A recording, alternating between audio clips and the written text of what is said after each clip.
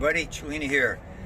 I want to do a video today talking about the pelvic girdle and the spine, proper anatomical alignment and position when you exercise, when you walk, when you're working your desk, driving in your car, stretching, daily life. I always mention in my videos that 3 bowls of water, malosternal position. I've had a few questions on it and requests to clarify a few things, so I'm going to go into a little bit scientific explanation based on practicality, human movement. So we say 3 bowls of water, talking about the pelvic girdle, main frame of the body, lower part of the body. Your pelvic girdle should be like a bowl of water. Your rib cage like a bowl of water, and your head. Those are the 3 main weights of your body. So think about building blocks. Here we've got a building block here and here. If those are off center, that building's going to tumble over. That's going to fall over on us. So what we want to do is keep that proper alignment. Same thing. Most people walk, they lead with their head forward. They're in a hurry. The head's living out, body's out of alignment, putting pressure on the back, creating imbalance. Same thing if you're walking too quick, foot forward, same thing. I mentioned in my Tai Chi video that when we work, we want to work from center, moving from center, and you always want to imagine as if there was a little pulley line in your main center of gravity, anatomically speaking, on your body is 2 to 3 inches below your navel. In the Eastern disciplines like Tai Chi and yoga, we talked about the hara, the dantian, or the chakra or energy point, same place. So we want to imagine there's a little pulley here when we move, and that's pulling us right from that center. So imagine from my belt line here, if somebody was pulling me and they pulled, I would eventually have to take that step. So opposed to leading with the legs or leading with the head, you want to lead from that pelvic girdle, that bowl of water. Think of moving that bowl of water centered and balanced and move from there, whatever movement it is you do. If we're doing any kind of human movement for sports or physical activity, you want to keep that center, move from center. Most people get that out of alignment and it ends up with spinal problems. Could be the neck, could be the low back, shoulder problems, knee problems, foot problems. It can lead to many different ailments and problems in the body physically. So we want to avoid that, moving from center. Just to give you an example, the 3 bowls of water, I always use the example of a pony on a merry-go-round. You think of that pony, it's got a steel pole right through the middle. Imagine a rod or a pole or imaginary laser beam going right through the center of your body. You want to keep that alignment. You don't want to get off of it. So let's say like I do a lot of martial arts, boxing, karate, that type of thing. If I did a punch, I don't want to lead with my body and lead with my arm.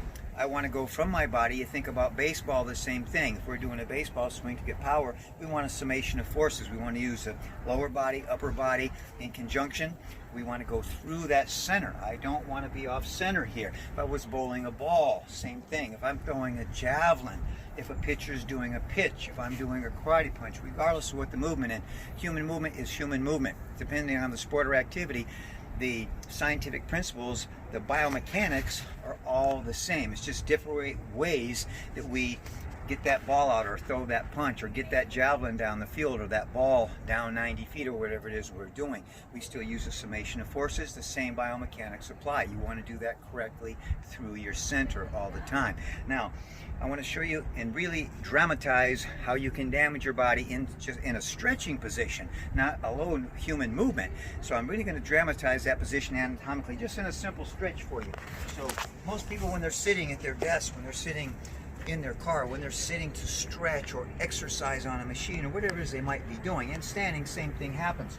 They'll sit with the pelvic girdle, their hips a little bit forward, shoulders back or shoulders rounded, head might be out. But what happens is you can see that my waistline now is not a bowl of water anymore. I'm going to lift up, I'm going to tilt my pelvic girdle, and this can take some training, and come back where now my waistline is like an even bowl of water. The water is staying in the bowl. Most people sit forward again, and now you can see that is tilting. I'm going to over dramatize. The water is pouring out the back. Now what happens is we've rounded our spine here. The problem with that is we have our vertebra, and in that notochord or central nervous system, starting from the brain, going down through the cervical, thoracic, and lumbar vertebrae, and then the nerves pairing out, going to all different areas of the body, feeding the body, creating movement, energy, so on and so forth. Every neurological function in your body, and biomechanical movement as well. So what's going to happen now, we've got the vertebra here, here, and here in that alignment, just like we talked about with the 3 bowls of water. Now let's look at them this way, a vertebra and a vertebra. Now imagine in between there, you've got your spinal disc, you've got the nerves coming out. So when you tilt under, what you've done now, when we bring that pelvic girdle forward and tilt that lump, that sacrum and the lower lumbar vertebra, we tilt them down, you can see now we decrease the space in there, and we pinch that disc and pinch the nerves. So what you want to do, for example, if you see I'm stretching, I pick up and bring the hips back. Now, I'm warmed up a little bit. I'm going to do a stretch. I'm not going to force, but I'm pretty flexible. Watch how much flexibility I have.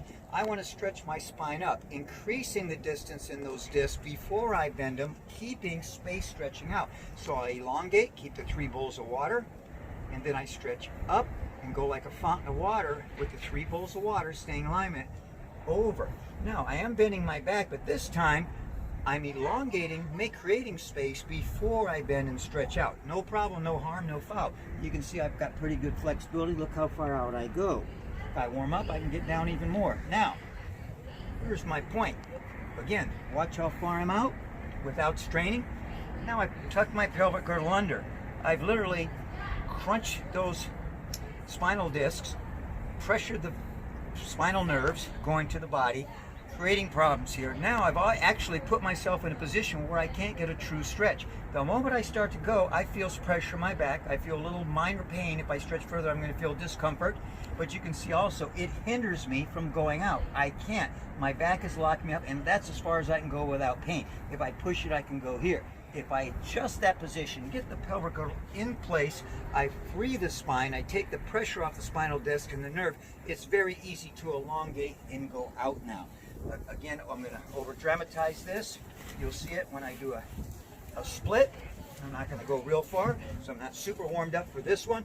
But again, I'm going to tuck that pelvic, pick it up, go back. There's 2 bones here called the oxycoccyx bones. I'm going to go on those, tilting my pelvic girdle now a little bit forward, but also the rib cage and the head. So I keep that pull or that alignment through me. Now I free the back and I stretch out. Now I'm not super warmed up yet, but you can see I'm going to get a pretty good stretch. If I warm up, I can go right down flat all the way out. Now watch what happens when I tilt the pelvic girdle under. Better at this angle. You can see now this is difficult already, and I feel the pain and the pressure here. I don't feel any stretch here, just pressure my back. I'm not getting a true stretch whatsoever. Common mistake made, not just in stretching, but exercise in general, whether it's a floor exercise or standing exercise. So again, you can see I was just doing that to really emphasize incorrect positions, how they cause damage and inefficiency in human movement. So concentrate on those 3 bowls of water. Move through your center no matter what you're doing. You try this and apply it at your desk when you're working, sitting in your car, whether you're stretching, exercising, doing any kind of human movement, you're going to be, number one, more safe, you're going to create less problems in your body, and you're going to be more efficient in all the movement that you're doing. So enjoy your movement, guys. Be safe with it and be practical. You'll get very far with this. Try it. I think you'll enjoy it and see that it works for you. Take care. Tulini out.